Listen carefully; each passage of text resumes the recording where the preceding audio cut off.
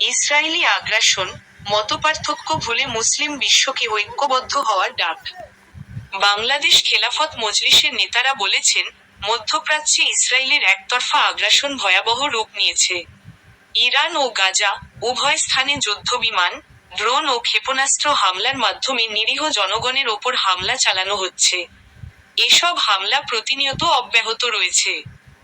জাতিসংঘসহ আন্তর্জাতিক সংস্থাগুলো যেন নিরপেক্ষ ও ন্যায়নিষ্ঠ ভূমিকা পালন করে ইসরায়েলের যুদ্ধাপরাধ বন্ধে কার্যকর ব্যবস্থা গ্রহণ করে সেই আহ্বান জানিয়ে নেতারা বলেন, নেতানিয়াহুর প্রকাশ্য যুদ্ধ ঘোষণা বিশ্বশান্তির জন্য ভয়ঙ্কর হুমকি হয়ে উঠেছে।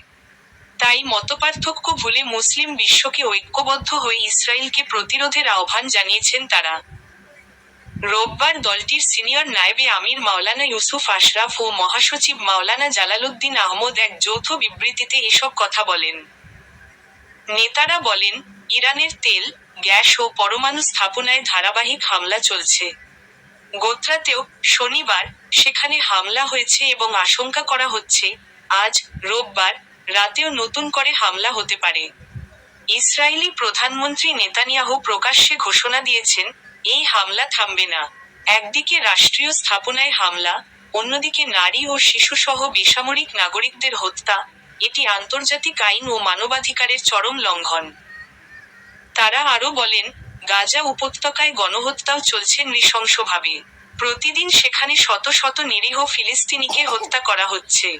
পুরো গাজা যেন আজ একটি উন্মুক্ত কবরস্থানে পরিণত হয়েছে। খাবার, পানি, ওষুধ কিছুই নেই। আছে শুধু আগুন, বারুদের ধোঁয়া ও মৃত্যু। বাংলাদেশ খেলাফত মজলিসের নেতারা বলেন, এই বর্বরতার প্রেক্ষাপটে ইরানের পক্ষ থেকে প্রতিরোধমূলক প্রতিক্রিয়া আন্তর্জাতিক আইন ও মুসলিম মর্যাদা রক্ষার অধিকার সম্মত পদক্ষেপ। প্রতিরোধ কোনো আগ্রাসন নয়, বরং নির্যাতনের বিরুদ্ধে ন্যায়সঙ্গত প্রতিক্রিয়া। তারা বলেন, ইসরায়েলের এই আগ্রাসন শুধু ইরান বা ফিলিস্তিনের বিরুদ্ধে নয়, পুরো মুসলিম উম্মাহর বিরুদ্ধে। এ অবস্থায় মুসলিম রাষ্ট্রগুলোর নীরবতা আত্মঘাতী।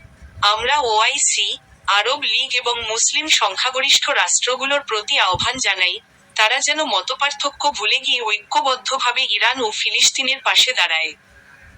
নেতারা আরও বলেন, ইসরায়েলের আগ্রাসনের বিরুদ্ধে প্রতিরোধই আজ সময়ের দাবি। বাংলাদেশ খেলাফত মজলিস ইরানের প্রতিরোধ এবং ফিলিস্তিনের সংগ্রামের প্রতি তাদের আদর্শিক ও রাজনৈতিক সংহতি পুনর্ব্যক্ত করছে।